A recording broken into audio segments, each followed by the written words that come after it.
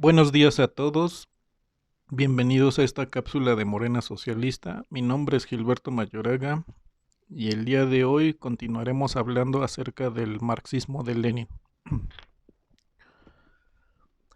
Hemos visto en las partes anteriores el desarrollo político de Lenin, la creación del Partido Socialista Ruso y hemos llegado a la época correspondiente a la Guerra Civil después de la Revolución de Octubre de 1917. Pues bien, el proceso revolucionario que finalmente había llevado al pueblo al poder en esta revolución de octubre se consolidó con la coalición de los soviets, de los bolcheviques y los eseristas de izquierda, es decir, el partido de los socialistas revolucionarios. En su ala izquierda se sumó a la revolución, a diferencia de la derecha que se opuso terminantemente a ella y acabó uniéndose a la reacción, a la contrarrevolución. Los partidos que fueron desplazados por el asalto de octubre quedaron en un estado de pasmo, pero fue momentáneo ya que Kerensky aún intentó un golpe de mano con ayuda de los militares contrarrevolucionarios, pero igualmente fracasó.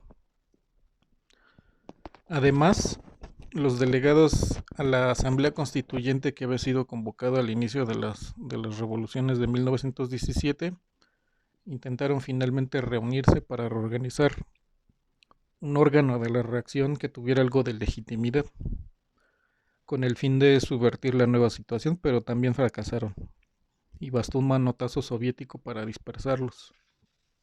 Es decir, la situación había cambiado radicalmente. Pero después de estas nuevas victorias políticas, el nuevo gobierno soviético enfrentó un reto mayor para comenzar a cumplir sus promesas. Esto fue la situación de la guerra con Alemania, que tuvo su punto culminante en la crisis de Brest-Litovsk. En Brest-Litovsk, una localidad en Bielorrusia, se estaban realizando pláticas de alto al fuego y paz con el imperio alemán. Ahí concurrió el gobierno soviético para intentar terminar con la guerra, con el frente de combate que había heredado del imperio zarista, de la guerra mundial. En esta localidad de Brest-Litovsk se concertó una ronda de negociaciones y el fin, claro, era terminar esa sangría, esa destrucción que impedía el avance de la revolución. La negociación fue tortuosa, las condiciones de alemanas eran duras, prácticamente una rendición de Rusia, y muchos revolucionarios temían que fueran vistas como una derrota de la recién nacida República Federativa de los Soviets de Rusia. Lenin, sin embargo, fue claro en esta cuestión. Había que admitir las condiciones alemanas frente a la realidad de la incapacidad rusa de sostener el frente de combate. Lenin fue enfático en reconocer la realidad heredada del imperio ruso y de la guerra. Él sostenía que hablar de una guerra revolucionaria contra Alemania en ese momento era equivalente a agitar una espada de cartón. Pero incluso el partido bolchevique, nombrado ahora como Partido Comunista Ruso, estuvo al borde de la escisión cuando dirigentes como Bukharin y Piatakov encabezaron una fracción directamente opuesta a Lenin, una fracción que buscaba continuar la guerra y encender la revolución así en Alemania. Finalmente, ante las maniobras de dilación soviéticas, el propio ejército alemán rompió el impas y avanzó sobre las líneas del naciente país soviético. Cuando como este estaba carente de mandos, de armamento, y estaba diezmado por las deserciones de los campesinos que estaban regresando a sus pueblos para asistir al reparto de las posesiones de los terratenientes, pues este ejército fue incapaz de resistir el asalto. Frente a este duro golpe, las tesis de Lenin se abrieron paso de nuevo y se volvió a negociar con el alto mando alemán y sus aliados, los austrohúngaros. Las pérdidas, sin embargo, fueron inmensas en territorios, en recursos y en reparaciones a Alemania. Además, se había sufrido una contundente derrota frente a una potencia imperialista. Lenin, no obstante, fue capaz de recomponer las fuerzas del partido y del Estado soviético, aunque eso no evitó la escisión de los eseristas de izquierda, que iniciaron una campaña de terror contra el propio gobierno soviético, llegando incluso a atentar contra la vida del propio Lenin. Además, se desató la contrarrevolución por cuenta de los ejércitos blancos, así llamadas las fuerzas contrarrevolucionarias organizadas por exmilitares soviéticos. Y las fuerzas invasoras ahora les correspondió ese papel a los antiguos aliados del Imperio Ruso, es decir, las fuerzas del Entente. Así tropas francesas, estadounidenses, japoneses, inglesas invadieron Rusia y armaron a esos militares zaristas para combatir al Estado soviético. Lenin llamó a resistir las invasiones y la contrarrevolución. El heroico esfuerzo militar del pueblo ruso se mantuvo hasta que el país se pacificó.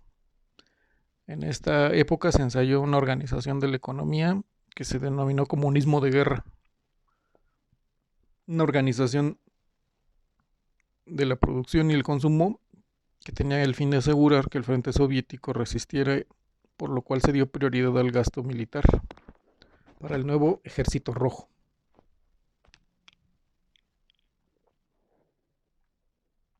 En esta coyuntura, Lenin demostró su habilidad político-militar y diplomática y su conocimiento de las relaciones entre las clases y los estados europeos, y logró realizar maniobras para dividir el frente contrarrevolucionario. Lenin logró que las distintas fuerzas que atacaban a Rusia en ese momento no lograran un punto de acuerdo. Unos y otros tenían intereses encontrados, es decir, los imperialistas, los contrarrevolucionarios y los estados que se habían independizado de Rusia. Por ello fue crucial el reconocimiento del derecho a la tierra por los campesinos y el derecho a la autodeterminación de los pueblos. Estas cuestiones, el reconocimiento del derecho a la tierra y el derecho de las naciones a la autodeterminación, desataron amplios debates en el seno del Partido Comunista. Muchos comunistas y también otros críticos de izquierda vieron en las iniciativas de Lenin una abjuración del marxismo.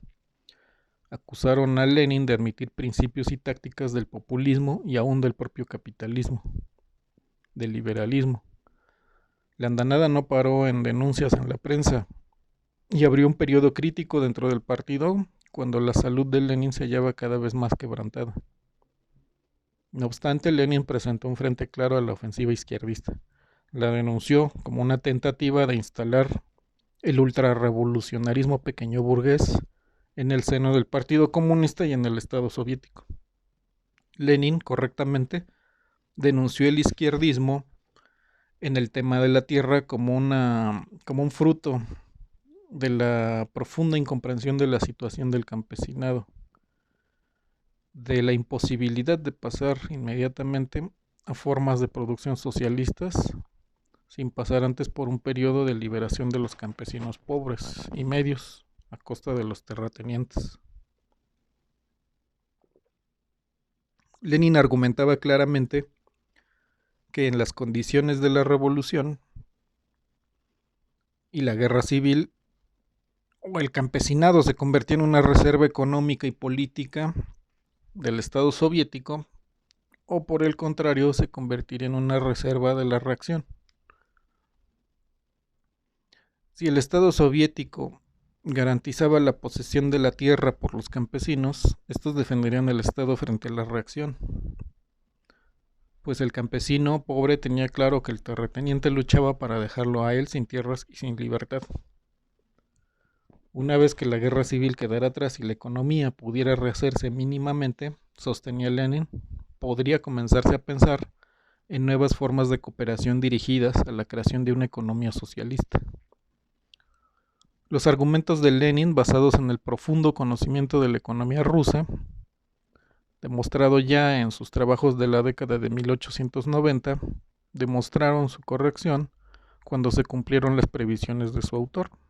El frente contrarrevolucionario se dividió frente al campesinado y pese a la dureza del conflicto y la desconfianza hacia los bolcheviques, los campesinos pobres y medios se mantuvieron con el poder soviético.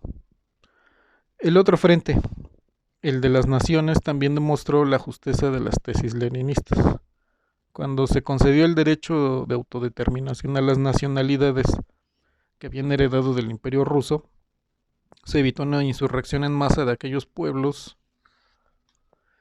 que habían sido oprimidos bajo el zarismo, con lo cual el poder soviético y la reacción militar burguesa pudieron enfrentarse directamente en el campo de batalla de la guerra civil, y no por medio de una lucha de etnias y naciones, lo que fue otro factor que, conforme a la doctrina leninista de este periodo, le daría la victoria final al poder soviético. Así, la estrategia leninista se mantuvo frente a las críticas izquierdistas y condujo finalmente a la victoria en la guerra civil. Con el fin de la guerra civil se cierra una época en la historia de Rusia. Queda atrás el imperio de los zares y la Rusia feudal, y el país soviético va a entrar plenamente en la historia mundial. El siguiente periodo va a ser el periodo de la construcción del socialismo y la creación de la Unión de Repúblicas Socialistas Soviéticas. El fin de la guerra civil abrió este periodo para Rusia y los países que se mantuvieron dentro de la Unión bajo el poder revolucionario soviético, ya con la derrota de los ejércitos blancos contrarrevolucionarios y con la salida de las tropas extranjeras, se volvieron a presentar frente al partido y el Estado las cuestiones económicas en toda su crudeza. El país estaba en ruinas. A la devastación heredada de la guerra mundial se sumaron los desastres aún mayores de la guerra civil, lo que resultó en que la industria estuviera casi paralizada por falta de personal y de insumos agrícolas que fueron empleados en la guerra o acaparados en el campo por los campesinos ricos y los kulaks, o sea, los nuevos ricos del campo, que acapararon las mejores tierras y contrataban mano de obra, por lo que podían comprar y vender en un mercado no controlado por el Estado. Ahora bien, el campo de batalla pues estaba en realidad en manos de estas nuevas clases emergentes en el campo. Ante este cuadro de un campo aburguesado, con su propio mercado y con las ciudades al borde del hambre, los bolcheviques habían recurrido durante la guerra a la requisa de los productos del campo para alimentar a las ciudades y mantener el esfuerzo militar. El descontento en el campo iba creciendo en este periodo de comunismo de guerra, por lo que al terminar la guerra, aunque las necesidades de las ciudades continuaban sin cubrirse, los campesinos ricos ya no consideraban justificadas las requisas que hacían las fuerzas armadas bolcheviques, lo que iba alimentando una nueva conflagración. El punto más álgido de esta confrontación tuvo lugar en la fortaleza de Kronstadt, en Petrogrado. Esta fortaleza había sido la sede de una famosa guarnición de marina, clave en los sucesos de octubre, y que favoreció el levantamiento bolchevique, pero ahora Kronstadt se rebelaba contra el Estado soviético, contra los propios bolcheviques. Esta rebelión hubo de ser aplastada violentamente por el gobierno soviético. Finalmente, el régimen soviético salió avante de esta cadena de crisis superpuestas, que por momentos parecían hacer tambalear al Estado obrero. Sin embargo, con el incuestionable liderazgo de Lenin, el partido se mantuvo unido a lo largo de la guerra civil y las correas del poder se mantuvieron en sus manos. Una vez que el frente de los explotadores se quebró, por fin la Rusia soviética pudo tener un respiro de paz. El gobierno encabezado por Lenin se puso manos a la obra. siempre valiéndose del análisis marxista de la economía y de la historia para resolver las duras tareas del momento. Ante todo, se trataba de una ardua labor de organización del proletariado en clase dirigente de la sociedad, una tarea nueva para la cual no había precedentes, pues incluso la experiencia de la Comuna de París era claramente insuficiente. En el estado de ese momento de las cosas, al final de la guerra civil, con el país despedazado, la economía por los suelos, inmensas pérdidas en vidas y propiedades, y además con la hostilidad abierta de las potencias imperialistas, las tareas de la reconstrucción eran no solo necesarias, sino indispensables para siquiera soñar con avanzar en un rumbo socialista. Lenin lanzó, con una visión de futuro, una consigna que muchos juzgaron ilusoria en este duro escenario. Él dijo que el socialismo sería la suma del poder soviético más la electrificación. Se aventuró inclusive un plan de concesiones agrícolas, mineras y forestales a las empresas extranjeras, con el fin de obtener recursos y rehacer la economía y el comercio. Naturalmente, esto encendió la polémica en el partido ruso, pero Lenin no cedió. Advirtió que el gobierno soviético debía mantener la iniciativa, debía empujar los cambios y debía ensayar fórmulas nuevas que fortalecieran al país, incluso si esas fórmulas parecían contradecir los objetivos socialistas del partido y del gobierno. Así se llegó a la promulgación de la nueva política económica, abreviada como NEP. Esta nueva política económica que sustituyó al comunismo de guerra fue una nueva experiencia de organización del trabajo y la economía. Bajo el anterior comunismo de guerra se había establecido el sistema llamado de contingentación de los productos del cambio, o sea, la requisa que se ha mencionado, que se llevaba a cabo por medio del Ejército Rojo y los militantes comunistas. Estos realizaban expediciones al campo para recoger los excedentes de la producción agrícola y así asegurar el abasto de las ciudades, que pasaban hambre y frío, dado que la paralización de la industria y del comercio les impedía crear los productos que pudieran intercambiarse con los del campo. Naturalmente, la contingentación creaba malestar entre los campesinos, ahora dueños de la tierra, y eso iba generando una tensión creciente. Era evidente que con el fin de la guerra civil era inevitable terminar con el sistema de contingentación. Tenían que restablecerse relaciones de intercambio económicas entre el campo y la ciudad. De lo contrario, el dominio bolchevique basado en las ciudades se vería amenazado desde el campo. Finalmente, se decidió lanzar la NEP, la nueva política económica, una política de restablecimiento del vínculo comercial entre el campo y la ciudad,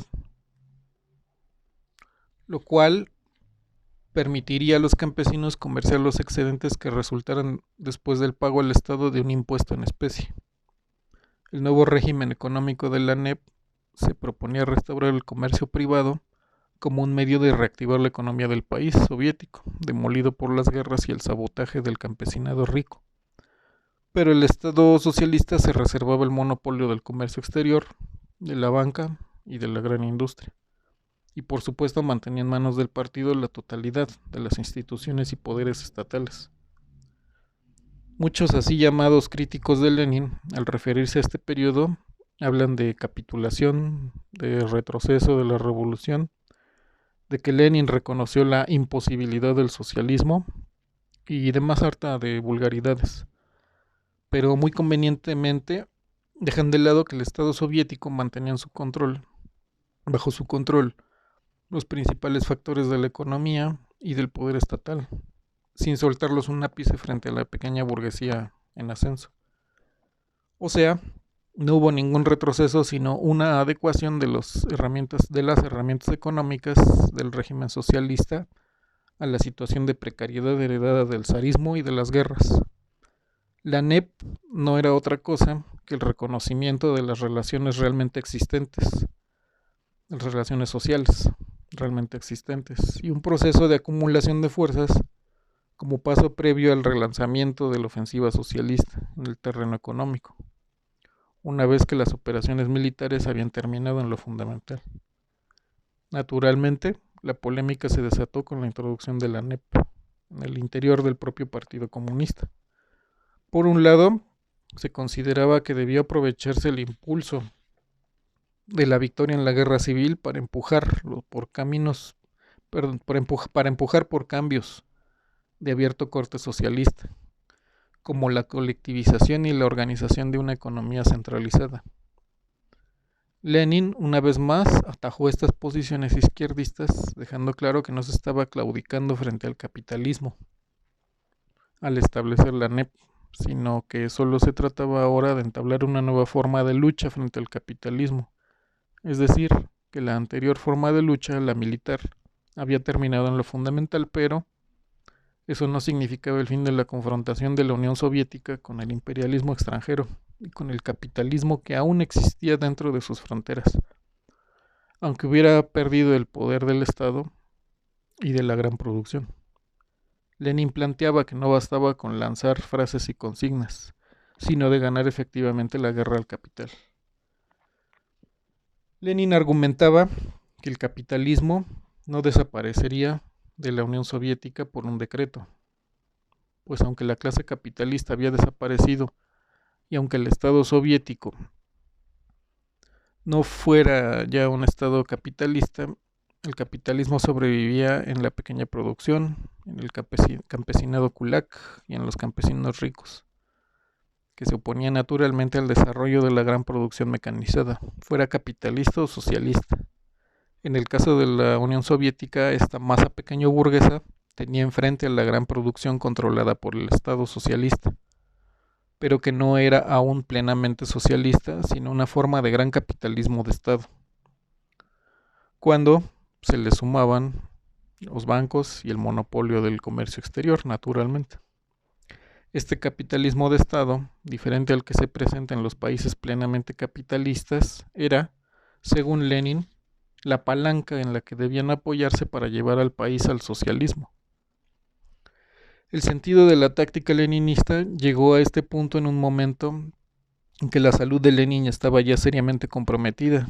Sus últimas ofensivas, ya desesperadas, se enfilaron contra la escisión que amenazaba en el partido entre las personalidades de Trotsky y Stalin, la lucha contra la burocratización y el nacionalismo gran ruso que amenazaba con sobrepujar al Estado y además se presentaba la necesidad de asegurar el desarrollo económico e industrial de la Unión Soviética bajo la NEP, un desarrollo que condujera a sentar las bases del renacimiento del proletariado soviético, que había sido diezmado durante la época de las guerras, ya que la mayoría de los elementos proletarios conscientes se habían dedicado a tareas militares o habían muerto inclusive en los combates, por lo que los nuevos proletarios eran recientes, básicamente tenían antecedentes campesinos recientes.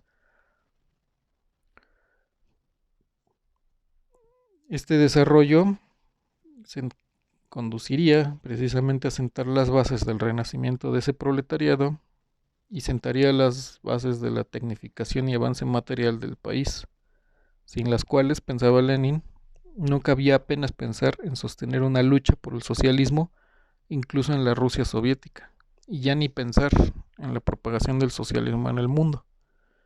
En medio de esta lucha, finalmente, Lenin falleció, dejando atrás una Unión Soviética vencedora en la revolución y en la guerra civil, un partido comunista en el poder, tanto político como económico, y una internacional comunista como la Organización Mundial del Proletariado, que jugaría un papel de primer orden en las décadas siguientes. La máxima de Lenin, a lo largo del camino de lucha y que le llevaría una y otra vez a vencer a los enemigos del proletariado, siempre fue que el análisis concreto de la situación concreta, que hay que realizar el análisis concreto de la situación concreta.